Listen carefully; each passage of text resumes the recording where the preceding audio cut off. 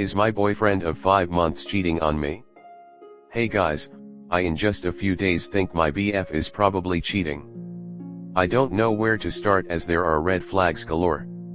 To preface this, yes, there is an age difference which I have been completely okay with since we met and started dating. It's been 5 months in the scheme of things, which I know isn't very long. I've dated and had relationships with men my age, and well, the maturity of an older man is what brought me to meet Sean. We'll call him Sean. First major red flag that he was honest about: he served almost 40 years in prison for a terrible crime he committed as an orphan/foster kid. The kind where someone was unalived. His sentence was overturned and he was released and has been out in the real world for about 2 years now. Believe me, I never thought I would be someone to date an ex-con or anyone who has ever been incarcerated. I am not one who would have ever sought out a pen pal or any such notion with someone in prison. His passion for life and exploring is unparalleled, and in almost everything he is making up for lost time. He was honest with me about his past on our first date and gave me all of the information needed to read up about him, as he and his past crime are highly Googleable, as he put it. I was in an all-time low at the time and decided that I didn't care too much about my own safety and that whatever would happen would happen. The relationship surprisingly thus far has been relatively healthy. I had been on a weight loss journey prior to meeting Sean, and he is very physically active, which he made clear was a necessity for any partner of his. I rose to the occasion. I've still been actively losing weight even though I am still a big girl. I go hiking with him, we practice yoga, I quit all of my vices, smoking weed, nicotine, copious ridiculous amounts of caffeine, getting my finances in better shape so that I can be a better and more responsible partner, all in an attempt to grow with him. From the beginning of our relationship he made it clear that he had options as far as partners and had brought it up pretty regularly to start. It didn't bother me at the time, as I realized that in many ways he was kind of like a teenage boy learning and experiencing things for the first time since he was 18, new to relationships really, other than the last year or so in his newfound freedom and having somehow been married to a woman and divorced while he was in prison.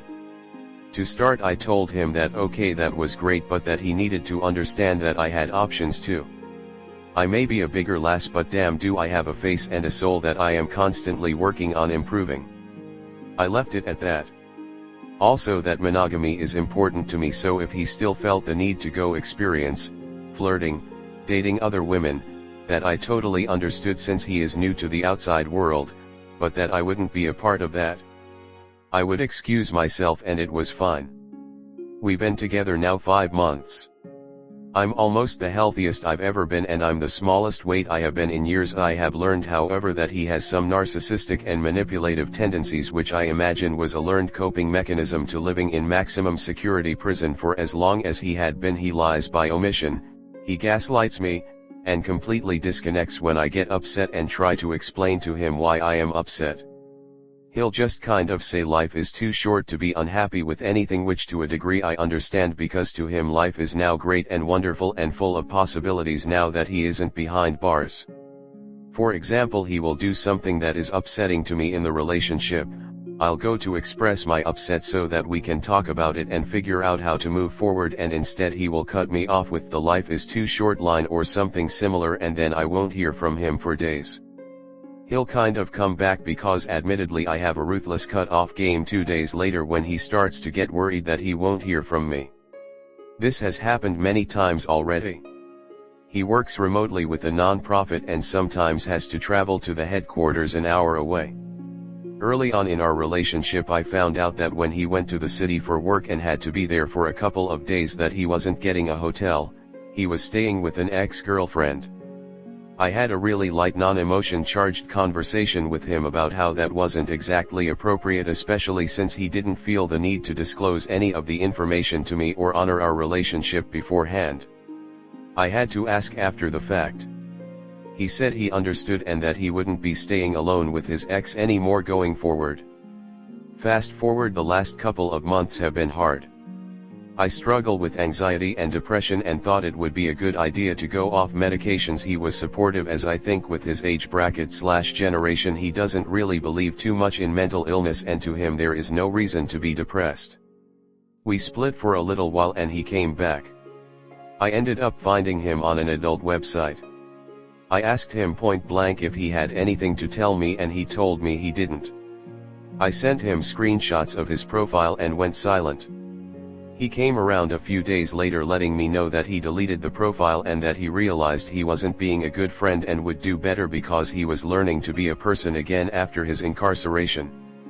While he was in prison, he won a lawsuit against the state in regard to the treatment of foster care youths and had bought a ranch across the state.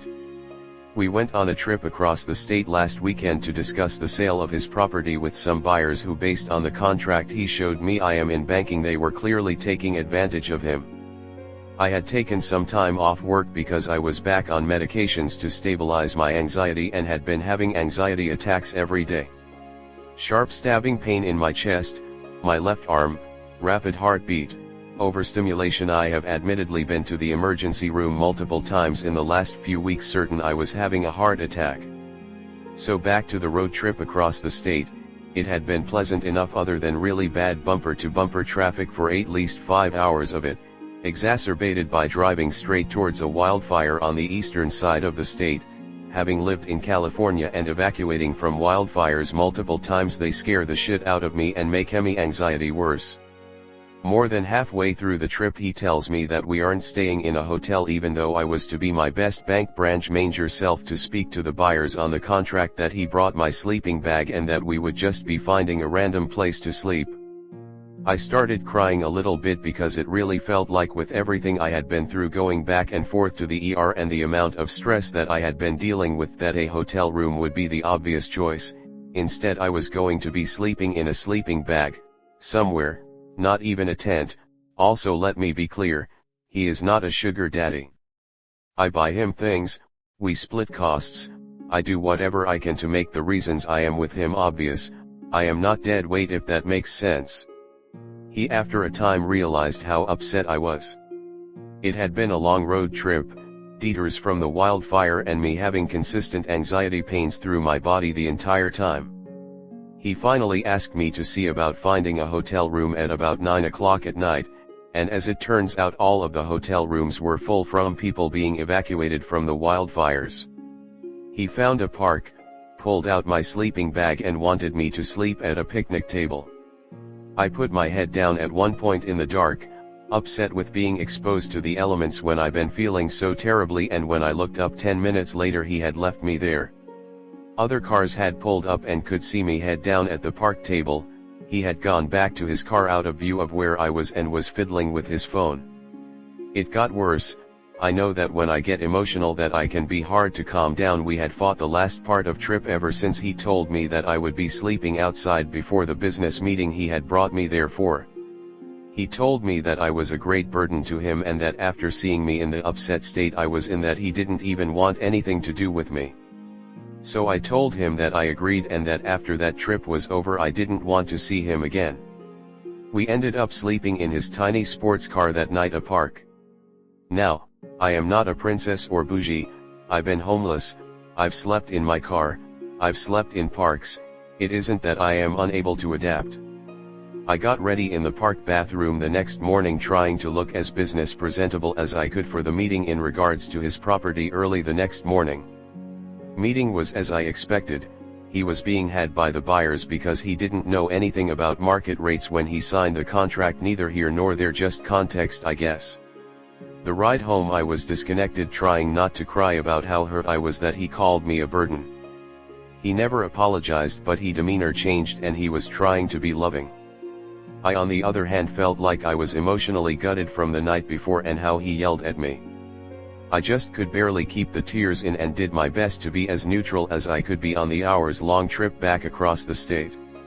Towards the end he yelled at me for not getting him directions in time to make a turn onto the highway.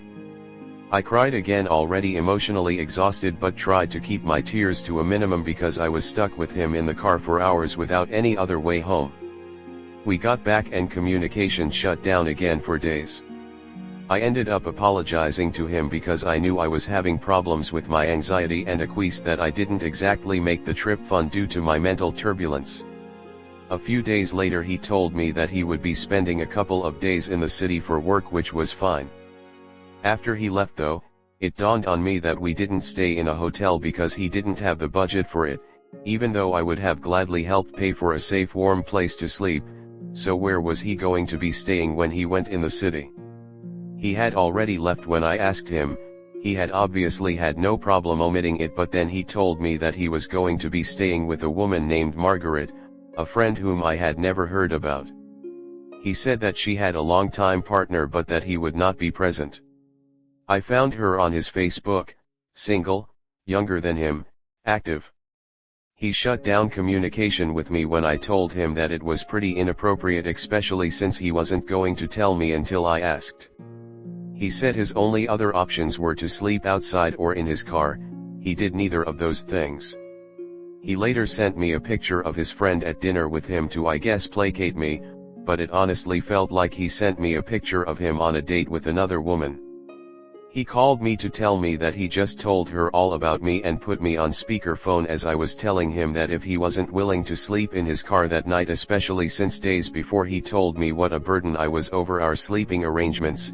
Anyway, again he came home from the city and assured me of only their friendship and how he didn't like jealousy. Here we are the following week. He stayed the night last night or so. I thought I started a new medication for my anxiety depression and it puts me into a deep sleep. Deep sleep. I was having nightmares and actually was startled awake at 1 a.m. And he was gone. I called out for him, then went downstairs, front door unlocked and his car was gone. I had never even felt him leave. I called him, he said he couldn't sleep and since he was going to be in the city again the next couple of days, that he wanted to beat the morning traffic I used to make the same commute, and as long as you leave at 5 or 6 a.m. you beat the traffic and it's about an hour and a half commute. He said he was at a park and was going to sleep.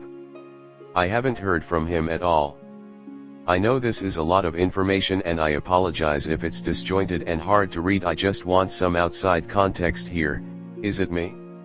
Am I being ridiculous? Any advice or insights are greatly appreciated. Comment. I'd give you an award if I had one. I'm sorry, but to be told about a 40-year prison sentence involving a murder on the first date, I would have grabbed my purse and excused myself to the ladies' room and left out the window. This woman has zero self-respect. Saddest thing I've read in a while. This has to be someone's writing assignment for college LMFAO. Props to anyone who makes it through the whole thing. This guy's a complete nightmare. You're going to find out he's lying about a lot more than this. He's not a man, he's a little boy, and he's purposely preying on vulnerable people, which you alluded to about yourself. Nobody who's been in prison for 40 years has lots of options with anyone of quality. It's just not possible. You need to run far, far away. Girl, just know. He's cheating, you deserve better and there is better out there. Maybe just focus on yourself and your health before getting into another relationship. Either way, no man is worth this much emotional turmoil and upset. He has no respect for you.